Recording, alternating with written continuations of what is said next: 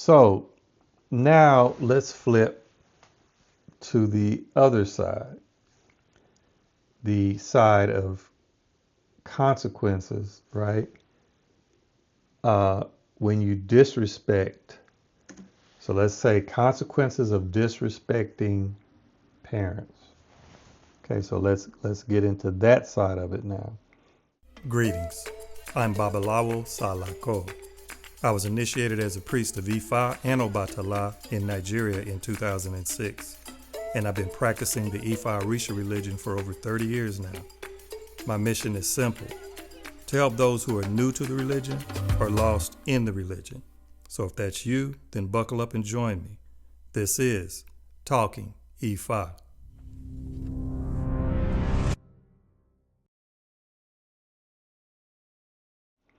Because I was talking about the benefits and the positive, good things that can come with respecting your parents. So now let's look at the consequences of disrespecting.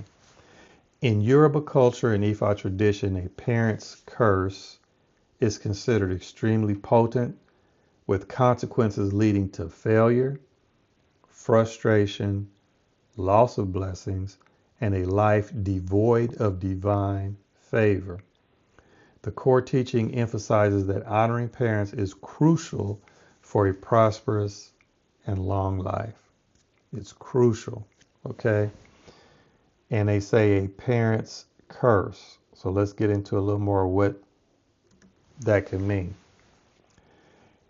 Here they say a significant proverb or verse that captures this is: a father's blessing gives a person firm roots, but a mother's curse uproots the growing plant.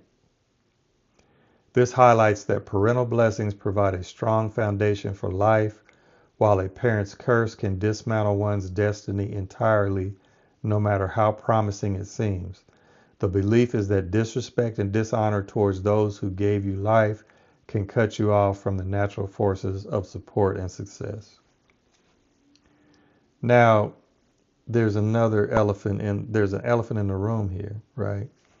This is all very accurate, but their explanation afterwards generalized a little too much, right? Because I'm a father, and of course we get kicked to the curb. Like Father's Day, nobody thinks about it. You're lucky if you get a pair of socks, but you don't get much on. They don't do anything for you Father's Day, but Mother's Day is a real big thing. Now, if we go through that sentence again, a father's blessing gives a person firm roots. So let's look at that first part. It's kind of saying the foundation and the structure and the self-discipline that you need when you're growing up. Your father is supposed to provide that for you. So if your father's in your house, your mother may pamper you or whatever, but the father is a little harder on you and gives you to try to make you stronger to be able to survive, especially if you're a boy growing up. But they give you the roots, firm roots, a strong foundation of how you should be. But if you look at the second side, but a mother's curse uproots the growing plant. So it's kind of insinuated that a mother has more spiritual power than a father. Now, some would say, well, maybe part of it is because women, have their cycle monthly, and they look at that as them having a blood sacrifice to the earth every month for a full week or whatever, and that the spiritual energy and power of that. And in African culture and in Native American, I remember I have a book by a Cherokee author, Native American Cherokee, I believe, and they were talking about that whole thing. There's like the LAI started out with when a woman was on that time of month, they would have her wear a red ribbon. So when she come in the room, then she wouldn't hug you. If you were, she wouldn't hug men, especially priests.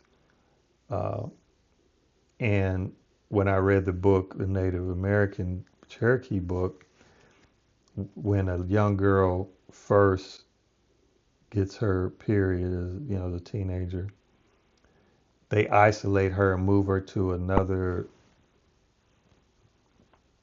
compound, room, or building, and she can't come into direct contact with any spiritual man. A spiritual person can't touch her because it's believed that when a female is on her cycle, it drains the spiritual energy or ashe from a spiritual man. So if you're not a spiritual man, it still can affect you, but it's going to affect you even more because spiritual men means people that are building that ashe. They're building that spiritual ashe energy, right? And so women have a lot of spiritual power. And you can go back and look at the story of Oshun when they were coming down to set up the earth, and Olodumare sent down the 17 Orisha entities, and 16 of them were male. There was only one female that came down to set up the earth, and that was Oshun. But the males didn't include Oshun while they were trying to set it up, and they were running around, and nothing was working. They was running into all kinds of obstacles. So when they went back to Olodumare and said, "Look, we're trying to set it up. We don't know what's going on. We can't get anything to work," and Olodumare said, "Well, I sent 17 of you down. There's only 16 of you here. Where's the other one?" And then they said, "Oh, the other one's Oshun, and we left her there because they had her in the kitchen cooking and all that." And not that anything's wrong with her being in the kitchen cooking. It was that they wouldn't let her. They didn't include her at all in trying to set up Aye, or set up the earth. They felt like her role was only to be in the kitchen or whatever. They didn't want to let her participate. And so Olodumare told them, "Oh, okay, the solution to your problem is you have to go and beg for forgiveness from Oshun," right? Meaning there's 16 of you males trying to set it up. Nothing you're doing is going to work because Oshun is blocking it. And that's how powerful Oshun is. One female entity, Oshun, was so powerful that those 16 male Orisha couldn't get anything to work without Oshun letting it work, without Oshun's blessing, right? That's how powerful that is. Um, and then once they did that and Oshun gave her blessings, then things were able to work and get set up, right? And another example would be something for us to get initiated to Ifa as Babalawos who receive Odu. Odu is also a female energy, a very powerful female energy, as a wife of Oromila, one of the wives of Oromila. But that power is so strong that you can't look upon Odu for very long. Even as a Babalawo, as myself, I can only really pull out Odu, a minimum number of times per year. And even if I want to look at Odu, I have to go through a whole bunch of rituals to even be able to look at Odu for a few minutes, right? And then most other people can't look at Odu at all. That's another strong, strong female energy. The Iyami, the Ajay, very, very, and then Oshun rules the power of the Ajay. Very powerful energy. And the Ajay support women more. They support women. So when you disrespect your mother, even more so than your father, there are much more ramifications because the Iyami may also come after you if you're disrespecting your mother or any other woman. Even women disrespecting other women, the Iyami could come after you if you're disrespecting a woman that the Iyami wants to protect, right? Now, that's not necessarily the case for the fathers or the men. The Iyami, you may disrespect us and, they may not care and don't bother you. So that's why here, when it says a father's blessing gives a person firm roots, we have a lot of benefit for the child. But the largest power and the most powerful prayers that you can have are from your mother. The next is your father. Prayers from your father are very powerful also, but not as powerful as prayers from your mother. Okay? So, like it says here, but a mother's curse uproots the growing plant, meaning all the work your father may have done for you, if your mother curses you, all of that can be destroyed, right? Another relevant Odu Ifa verse from the teachings of Otoro Meiji speaks to general laws of conduct, including respect for elders, which implicitly covers parents, but this is more general. If one has not laid one's hand on the hilt of a sword, one does not ask what death killed one's father. This proverb warns against picking a fight you cannot win, which in a spiritual context implies that challenging parental authority or incurring their wrath without the capacity to neutralize the consequences is a path to self-destruction. Now again, this makes me think about people saying, yeah, but what if, my parents weren't good to me, or I didn't have good parents, or I didn't have both parents, I only had one, and that parent was, mean and evil to me, or they were drug addict, or whatever, right? Nevertheless, irregardless of the situation, you still have to show a certain level of respect for your parents, especially your mother. And even if she was not being a good mother, you can get some leeway, and hopefully you get some leeway from if she was harming you and blah, blah, blah. But the best thing to do in that case, in my opinion, would be, still try to limit your disrespect of them. Now, you may not listen to them or follow their instructions. They may give you bad instructions and advice. You may try to be more independent from them and not deal with them much if they really were that bad. But even in doing that, try to minimize your disrespect of them, right? Try to show a certain level of respect, because you don't know, you never know. As bad as you may think that parent is, for instance, if the EIME wants to protect them and you're disrespecting them, there still could be consequences for you. So the consequences in Ifa belief are not merely social, they are spiritual, affecting a person's ori and relationship with the divine. Here they say Olodumare and the Orishas. Avoiding such curses requires respect, obedience, and if a transgression has occurred, seeking reconciliation and obtaining their forgiveness and blessings.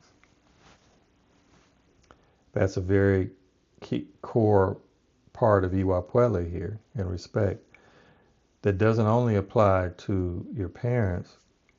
In Ifa, it says a lot that if you've done someone wrong or done a transgression against someone, the remedy is you must try to reconcile that. You must go and apologize to that person, right? And at least apologize and try to pay some recompense to them and then move on. But especially if it's a parent. So it's saying avoiding such curses requires respect, obedience, and if a transgression has occurred, seeking reconciliation and obtaining their forgiveness. Now, you can't always obtain their forgiveness, but you have to at least attempt to obtain their forgiveness. By apologizing, you're attempting to gain their forgiveness. Okay? Now, I'm not saying that you have to go and beg for years and beg for years, but you at least have to apologize and try to make a believable, legitimate attempt at reconciliation, meaning don't just go up and you got to attitude, yeah, I'm sorry, and go and leave, and then the person doesn't believe you're really sorry. At least be sincere and convince them that you're sincere. Now, if they still don't accept your apology, then that's on them. But, don't belittle that part of it. Now, here they're talking about some warns of possible consequences of having your parents curse you. In Yoruba culture and Ifa tradition, the power of a parent's word is considered extremely potent, capable of profoundly shaping a child's destiny for better or worse. It says the consequences of disrespecting parents and incurring their displeasure are emphasized across various Odu, particularly in stories that illustrate the importance of family and honor. Here they give an example, a relevant verse from an Ifa story in the Odu related to the importance of parents, often associated with Ogbe Owonri or similar Odu about family dynamics, highlights the difference between a blessed child and a cursed one. A blessed child and a cursed one. Here in this verse, it says, Iamolo loromo, Iamolo oromo, Ial kinruo omodi olola, Iamolo loro omo. And their translation says, a child's mother is the wealth of her child.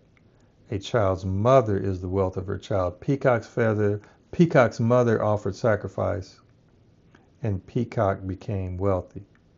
A child's mother is the wealth of her child. That's only part of the first part of the verse. So in that case, the peacock performed the sacrifices and did the things they needed to do, and they were blessed with a Omoluibi child. But then the story, it goes on and is contrasted with another bird, Olokose, whose mother did not provide a blessing or whose actions led to a negative outcome. And normally they did not take the advice of Ifa, they did not perform their sacrifices, they did not honor their taboos or do their part. And the child became, quote unquote, worthless or a downfall, or olosi. The core teaching is that a parent's support and blessings are vital for a child's success, and conversely, a parent's curse or lack of blessing can lead to failure and misfortune. So when we hear that word curse, that has a lot of connotations, and that's a strong word. But here when it says a parent's curse or lack of blessing, because it's not necessarily that a parent just blatantly goes out and I'm going to put a curse on my child and curses you like that.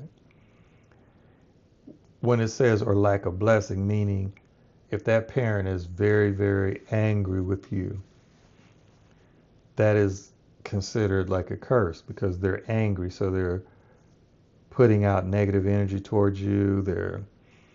They have reasons they're angry with you, which the ancestors may support their point of view, which means you won't get your blessings from your ancestors in that case also. So it says lack of blessing, meaning the parent is not blessing what you're doing. You do not receive their blessings for what you're doing. They tell you up front, I don't agree with what you're doing. I don't like what you're doing, how you're doing it, who you're doing it with. Okay? That's sending very strong negative energy towards you. And here it says that can lead to failure and misfortune for you. Now, a lot of times when we have misfortune, we don't always know what's the cause of the misfortune. Or a lot, sometimes we may not even think about what's the cause. We just may say we have bad luck or something's not going for us today. And we may not tie it back to other things that we may have done or done to somebody. Because I know Baba Wande had said to me the other day that there was, he said, when SU comes after you, he said something to the effect, and I know I'm butchering what he said, so I'll probably be corrected by my elders.